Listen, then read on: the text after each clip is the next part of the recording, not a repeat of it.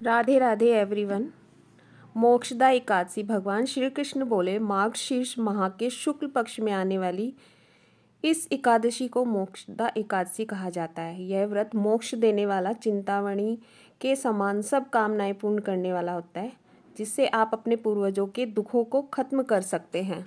गोकुल नाम के नगर में वैखानस नामक राजा राज्य करता था। उसके राज्य में चारों वेदों के ज्ञाता ब्राह्मण रहते थे। राजा अपनी प्रजा का पुत्रवत पालन किया करता था। एक बार रात्रि में राजा ने एक स्वप्न देखा कि उसके पिता नरक में हैं। उसे बड़ा आश्चर्य हुआ। प्रातः वह विद्वान ब्राह्मणों के पास गया और वहाँ स्वप्न अपना सुनाया। कहा, मैंने अपने पिता को नरक में कष्ट उठाते देखा है। उन्होंने मुझसे कहा कि मैं पुत्र नरक में पड़ा हुआ हूँ, यहाँ से मुझे मुक्त कराओ। जब से मैंने ये वचन सुने हैं, तब से मैं बहुत बेचैन हूँ। चित्त में बड़ी अशांति हो रही है। मुझे इस राज्य, धन, पुत्र, स्त्री, हाथी, घोड़े आदि में कुछ भी सुख प्रतीत नहीं होता। क्या करूं? राजा ने कहा, हे ब्राह्मण देवताओं, इस दुख के कारण मेरा सारा शरीर जल रहा है। अब आप कृपा करके मुझे कोई तप, दान, व्रत आदि ऐसा उपाय बताएं जिससे मेरे पिता को मुक्ति मिल जाए। उस पुत्र का जीवन जो अपने माता पिता का उद्धार न कर सके। एक उत्तम पुत्र जो अपने माता पिता या पूर्वजों का उद्धार करता है, वह हजार मूर्ख पुत्रों से अच्छा है। जैसे एक चंद्रमा सारे जगत में प्रकाश कर देता है, परंतु हजारों तारे नहीं कर सकते। ब्राह्मणों ने कहा, हे राजन, यहाँ पास ही भूत, भविष्य, वर्तमान के ज्ञाता पर्वत ऋषि का आश्रम है। आपकी समस्या का हल वे जरूर करेंगे। ऐसा सुनकर राजा मुनि के आश्रम गया और आश्रम में अनेक शांत चित्त योगी और मुनि तपस्या कर रहे थे।